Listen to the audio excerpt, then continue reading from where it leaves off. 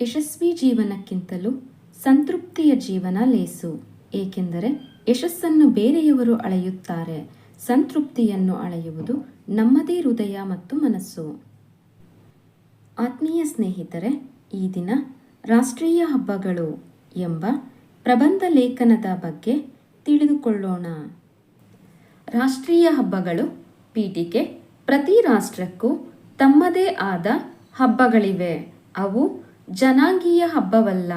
ಸರ್ವಧರ್ಮೀಯರು ನಾವೆಲ್ಲರೂ ಒಂದೇ, ಅನೇಕತೆಯಲ್ಲಿ ಏಕತೆ ಎಂದು ಆಚರಿಸುವ ಹಬ್ಬವೇ ರಾಷ್ಟ್ರೀಯ ಹಬ್ಬ.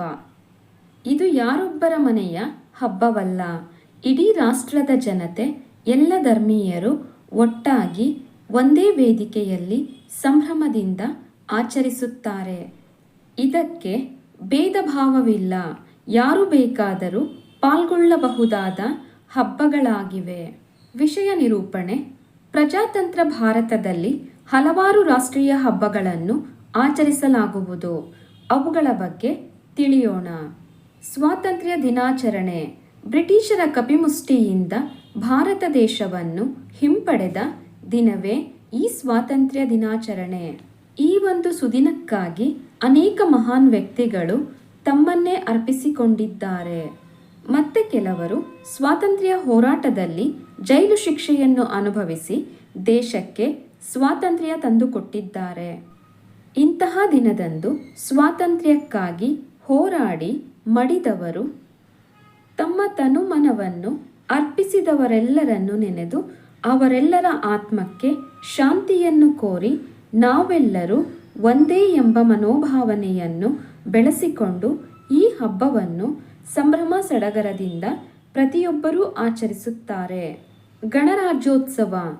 ಭಾರತ ಸ್ವತಂತ್ರಗೊಂಡ ನಂತರ ರಾಜಪ್ರಭುತ್ವ ಕೊನೆಗೊಂಡು ತಮ್ಮದೇ ಆದ ಸಂವಿಧಾನವನ್ನು ರಚಿಸಿಕೊಂಡು ಪ್ರಜಾತಂತ್ರ ಗಣರಾಜ್ಯವಾದ ದಿನದ ಸವಿನೆನಪಿಗಾಗಿ ಪ್ರತಿ ವರ್ಷ ಜನವರಿ 26ರಂದು ಗಣರಾಜ್ಯೋತ್ಸವವನ್ನು ಆಚರಿಸಲಾಗುವುದು. ಗಾಂಧಿ ಜಯಂತಿ. ಭಾರತದ ಸ್ವಾತಂತ್ರ್ಯಕ್ಕಾಗಿ ದೇಶದ ಜನತೆಯನ್ನು ಒಗ್ಗೂಡಿಸಿ ಅಹಿಂಸೆ, ಸತ್ಯಾಗ್ರಹ ಎಂಬ ಅಸ್ತ್ರಗಳ ಮೂಲಕ ದೇಶದ ಸ್ವಾತಂತ್ರ್ಯಕ್ಕಾಗಿ ಹೋರಾಡಿದ ಮಹಾನ್ ನಾಯಕ ರಾಷ್ಟ್ರಪಿತ ಮಹಾತ್ಮ ಗಾಂಧೀಜಿ ಅವರ ಹುಟ್ಟುಹಬ್ಬವನ್ನು ಪ್ರತಿ ವರ್ಷ ಅಕ್ಟೋಬರ್ 2ರಂದು ಗಾಂಧಿ ಜಯಂತಿ ಎಂದು ಆಚರಿಸಲಾಗುವುದು. ಯೋಗ ದಿನಾಚರಣೆ. ವಿಶ್ವದ ಮನುಕುಲದ ಉದ್ಧಾರಕ್ಕಾಗಿ ಭಾರತೀಯ ಪರಂಪರೆಯಲ್ಲಿ ಆಚರಿಸಲಾಗುವ ಯೋಗದ ಮಹತ್ವವನ್ನು ದೇಶದ ಜನತೆಗೆ ತಿಳಿಸಿಕೊಡುವ ಮೂಲಕ ಅವರ ದೈಹಿಕ ಮತ್ತು ಮಾನಸಿಕ ಆರೋಗ್ಯವನ್ನು ಕಾಪಾಡಿಕೊಳ್ಳಲು ಪ್ರತಿ ವರ್ಷ ಜೂನ್ 21ರಂದು ಯೋಗ ದಿನಾಚರಣೆಯನ್ನು ಆಚರಿಸಲಾಗುವುದು. ಅಂಬೇಡ್ಕರ್ ಜಯಂತಿ.